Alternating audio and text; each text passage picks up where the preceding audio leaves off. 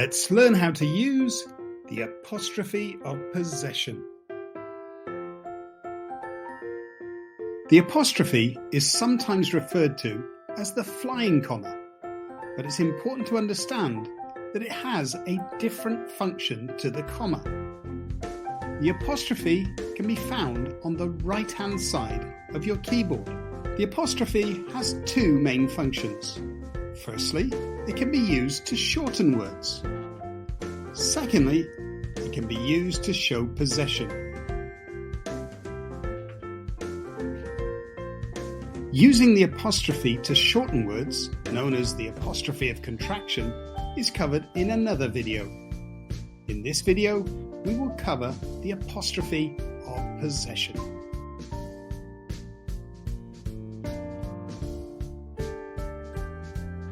The hiker heard the bear's roars.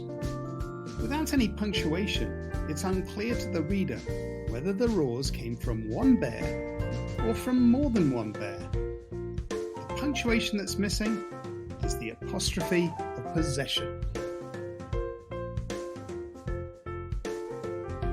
The apostrophe and the letter S are used to show that one thing belongs to someone or something. Let's look at an example. Mr. Jackman's car was outside my house.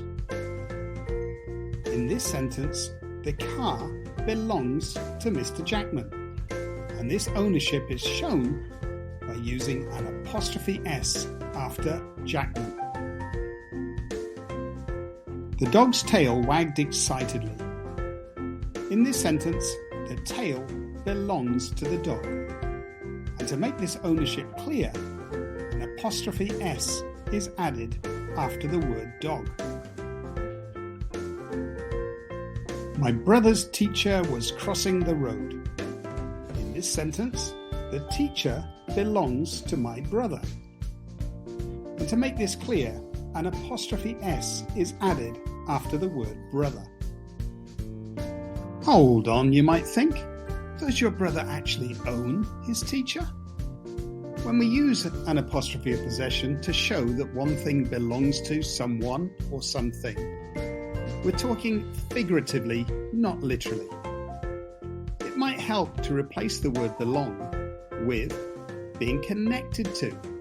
Think about if one thing is connected to someone or something. That will show you whether an apostrophe of possession is needed. It is important to put the apostrophe in the correct place, either before the S or after the S, depending on whether the subject is singular or plural. Look at these two sentences. The diver's oxygen was low. The diver's oxygen was low.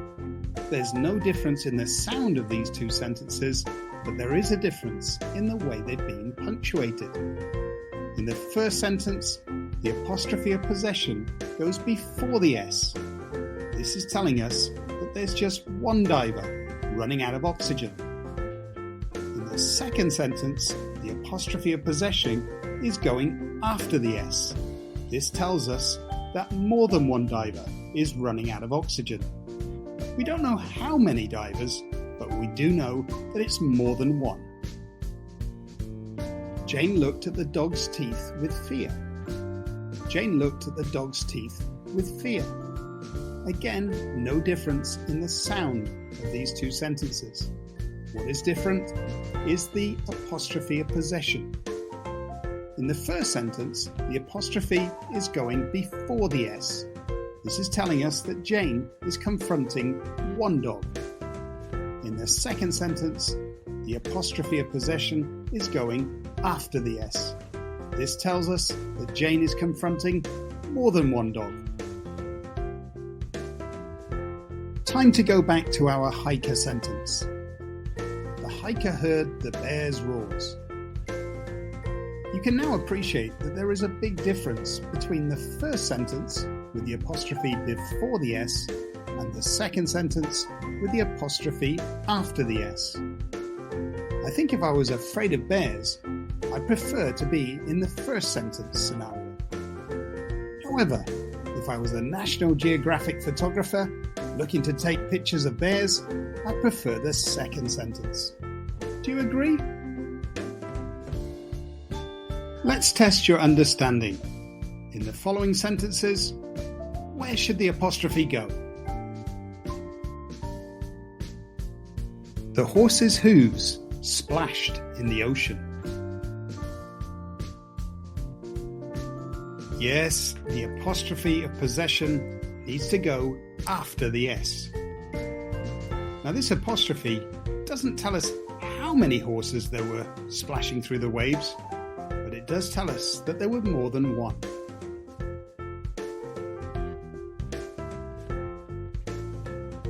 The plane's wings cut through the air. Yes, the apostrophe needs to come before the S.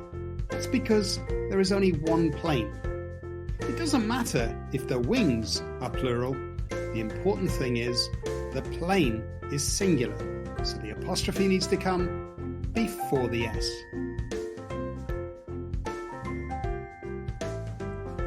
The tree's limbs stretched up towards the stars. Yes, the apostrophe needs to come after the S because there's more than one tree.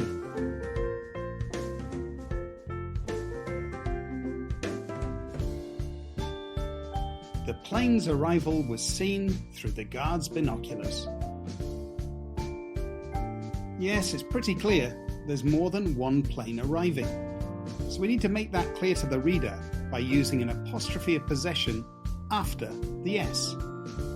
Of course, there's a second place that we need to put an apostrophe of possession. Let's put it before the S in guards. What does that tell us?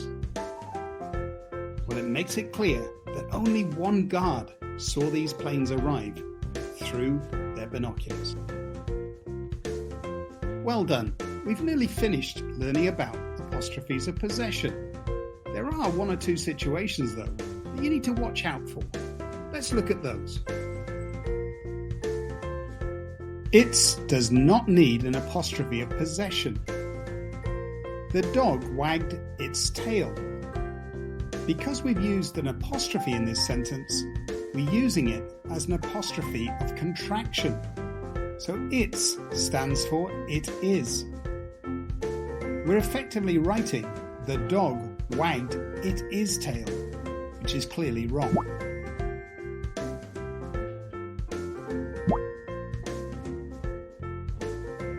When the noun is a plural noun but does not end in an S, add an apostrophe followed by an S.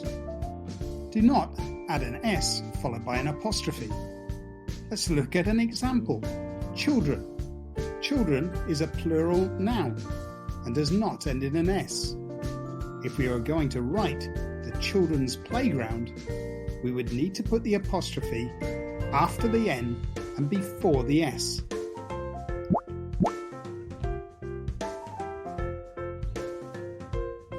When using an apostrophe for a name that ends in an S, add another S and put the apostrophe in between them. Or you can simply put an apostrophe after the S in the name. So James's mum can be written with an apostrophe S or simply by adding an apostrophe. Alexis's pencil case could again be written with an apostrophe S or by simply adding an apostrophe. You make the choice, but whatever you do, be consistent. Joint ownership needs only one apostrophe of possession. If you were writing, it was Fred and Bob's idea, and this is one idea that Fred and Bob came up with, then just an apostrophe S after the last name is enough to show this is a shared idea. So there you go. Apostrophes of possession are a piece of cake.